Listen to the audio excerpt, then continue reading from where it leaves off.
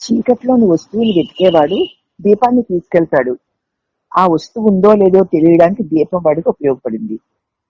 అలాగే ఒక విషయము సచేతనమో కాదో గుర్తించడానికి చైతన్యం ఉండాలి. అంటే ఇక్కడ ఏమిటనమాట, నీలో చైతన్యం ఉంది గనకనే కదా అది సచైతన్యమా కాదా అన్నది నువ్వు గుర్తించాలన్నా నీలో చైతన్యం ఉంటేనే. అవునమ్మా. అలాగే చీకట్లో ఉన్నది మనిషి అయితే ఏ దీపం అక్కర్లేదు, పిలిస్తే పలుకుతాడు.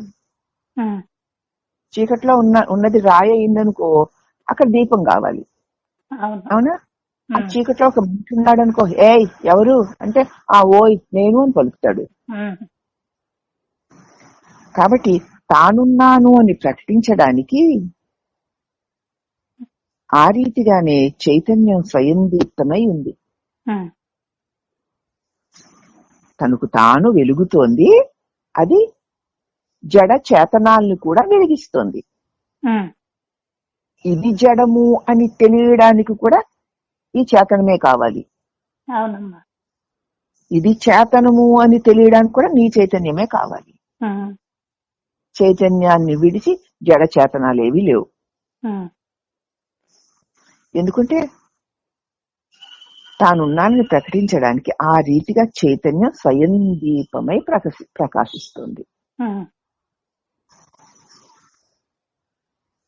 నిద్రలో ఇట్టి చైతన్యము ఎరుగవని, నిద్రలో మరి తెలివి నాకు లేదు కదా అని ఇప్పుడు జాగ్రత్తలో ఆత్మచైతన్యం తెలియవస్తోందని అంటావు కదా నువ్వు. మరి నేను చైతన్యాన్ని అయితే నిద్రలో నాకెందుకు తెలియడం లేదు అంటావు. పైగా ఇప్పుడు మెలుకువలో ఆ చైతన్యం వల్ల నాకు అన్ని తెలియవస్తున్నాయి అంటావు. ఇప్పుడు తెలియవస్తున్నవి నిద్రలో ఎందుకు తెలియడం లేదు అంటావు.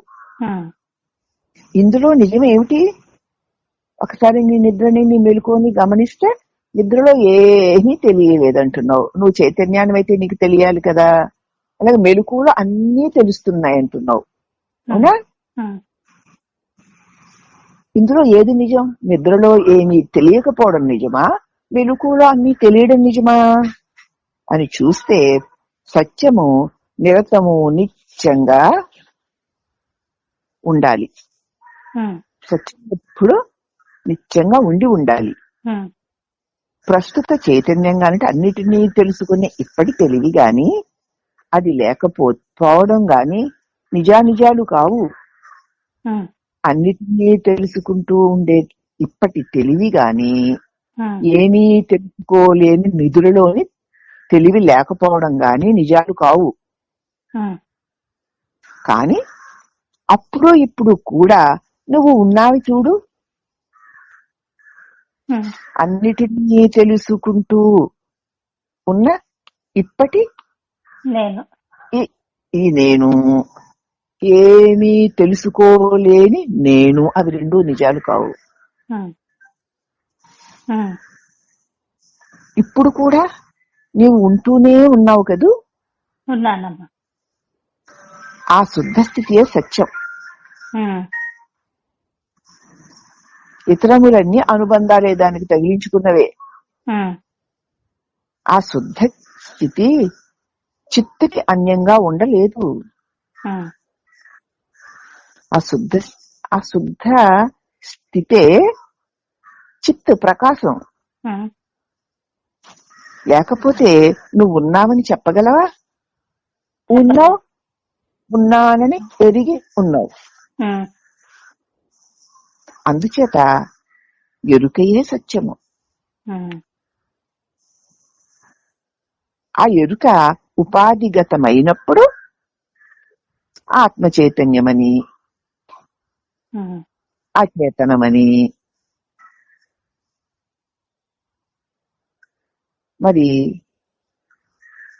ఊన చేతనమని అంటే ఊహలతో ఉన్న చేతనమని, అధిచేతనమని, మానవ చైతన్యమని, అది ఇక సునక చైతన్యమని, మరి కుక్కలో చైతన్యం అంటే ఉంది కాబట్టి కుక్క, పాములో చైతన్యమని, వ్యక్తమైన చైతన్యం అని ఇలాగా పలు విధాలుగా వర్ణిస్తాం. ఒక చైతన్యం ఒకటే. దీనిలో దీనిలో దీనిలో దీనిలో దీనిలో ఇన్నిట్లో ఉంది అన్నట్లు వర్ణిస్తాం. అన్నిటికీ మారని సమాన ధర్మం చైతన్యమే.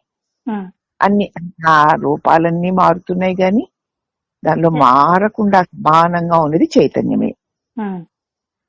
ఆ రీతిగా నిద్రలో నువ్వు ఏ విధంగా అచేతనమై ఉన్నావో అదే విధంగా రాయి కూడా అచేతనంగా ఉంది. కానీ చైతన్యం అసలే లేదు అని అంటామా? నిద్రలో నువ్వు లేవు మరి అచేతనంగా ఉన్నానమ్మా. అలాగే రాయి ఉంది. వెలుగు వచ్చాక ఏమవుతుంది? ఇది అది అని గుర్తింపబడుతుంది. అవునా? ఆ గుర్తింపులేనే రాయ ఉంది, కదలలేని రాయ ఉంది, కదులుతున్న కుక్క ఉంది.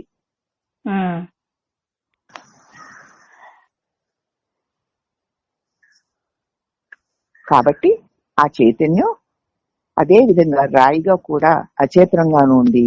కానీ చైతన్యం అసలే లేదని అనలేం కదా అన్నారు భగవాన్. అప్పుడు భక్తుడు, కానీ సునకానికి గల ఎరుకకు నాకున్న ఎరుకకు వ్యత్యాసం లేదా భగవాన్? కుక్కకున్న తెలివికి నా తెలివికి తేడా లేదా భగవాన్? కుక్కకు బైబిల్ చదివి వినిపించగలనా? నేను కదులుతాను, క్రియలు చేస్తాను, చెట్లు అలా చేయగలవా అని అడిగాడు.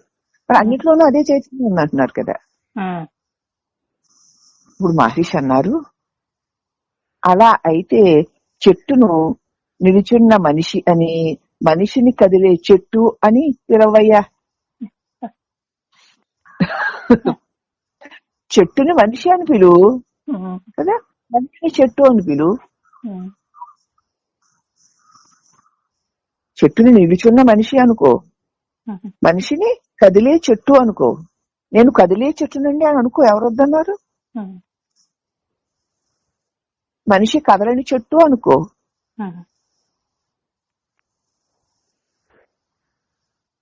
ఈ సంవాదంలో పాల్గొంటున్న మరొక అమెరికన్ భగవాన్ను ఇంకా వివరించి చెప్పునేమో ఆయన వివరింప చేయనివ్వలేదు. అందుచేత ఆ సంవాదం అక్కడికి ఆగిపోయింది.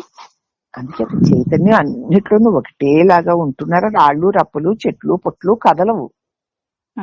మరి చైతన్యం వాటిలో ఉంటే కూడా అది కదిలి మెదిలి పనులు చేయాలి కదా.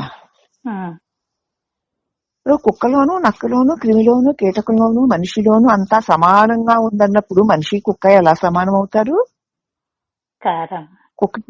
కుక్కలకి బైబిలు భగవద్గీత సత్సంగము చెప్పగలమా? ఒక మనిషికి చెప్పగలము. అది ఇది ఒకటంటే ఎలా ఉంటుంది? అన్నిట్లోనూ ఒకే చైతన్యం ఉన్నారు. రాళ్లలో ఉందిట, చెట్లలో ఉందిట, పుట్టల్లో ఉందిట, పిట్టల్లో ఉందిట, కుక్కలో నక్కలో క్రిమిలో కీటకంలో మనుషులోను ఒకే చైతన్యం ఉందిట. కానీ వేరు వ్యవహారాలు ఇంత స్పష్టంగా అనేకత్వం తోస్తుంటే, లేదండి అంతా ఒకటే అంటారేమిటి భగవాన్ మీరు అని అడిగాడు. పోనీ అదంతా కూడా నువ్వు అలా అనుకున్నావు. రాళ్ళు కదలలేవు కాబట్టి జడాలు అని నువ్వు అనుకుంటున్నావు. అలాగే చెట్లు కూడా కదలలేవు కాబట్టి జడాలే అనుకుంటున్నావు. నేను కదలగలుగుతున్నాను కాబట్టి చైతన్యం అనుకుంటున్నావు. ఇది ఎలా అనుకుంటే అలా కనిపిస్తే ఇప్పుడు రాళ్ళనే కదిలేవి అనుకో, కదలని అనుకుంటున్నావు కదా, అది కదిలేవి అనుకో. నిన్ను కదిలేవాడిని అనుకుంటున్నా, కదలని వాడిని అనుకో. అది కూడా నువ్వు అనుకోవచ్చుగా. ఇలా అనుకుంటే అలాగున ఆ చైతన్యంలోనే తోచేవన్నీ ఎలా అనుకుంటే అలాగా కనిపిస్తాయి. అన్నిటి యందు చైతన్యం ఒక్కటే ఉంది. దాన్ని మనం మన వాసనలు బట్టి మన బుద్ధిని బట్టి మనం అనుకుంటూ అనుకుంటూ అనుకుంటూ అదే సత్యం అనుకుంటాం. చెట్టుని మనిషి అనుకుంటే చెట్టేమన్నా నన్నెందుకు అలా అంటున్నావు అని అంటుందా? మనిషిని చెట్టు అంటే నన్నెందుకు ఇలా అంటున్నావు అంటాడు వీడు. అభిప్రాయాలు నిర్ణయాలు వీడికి ఉన్నాయి గనుక వీడికి విభేదాలు ఉన్నాయి. చెప్పిన అభిప్రాయాలు ఏ నిర్ణయాలు లేకుండా దానికి దేనితోటి విభేదించదు అంతే. కాబట్టి అన్ని అనుకునేవాడిని బట్టే, అనుకోవడాన్ని బట్టే ఈ విభేదాలు. అనుకోకుండా ఉంటే ఒకే ఒక్క చైతన్యమే, దానిలో ఏ విభేదాలు లేవు అని దీని సందేశం అన్నమాట. ఇంకా భగవాన్ వివరించి చెప్పి ఉండేవారు, కానీ మధ్యనొచ్చి ఆ సంవాదాన్ని ఆపేశారు. దాంతో ఆ సంవాదం ముగిసిపోయింది. హరి ఓం. మళ్ళీ మిగతావి రేపు చెప్పుకుందాం అమ్మా, చీకటి పడిపోయింది. అలాగే అమ్మా.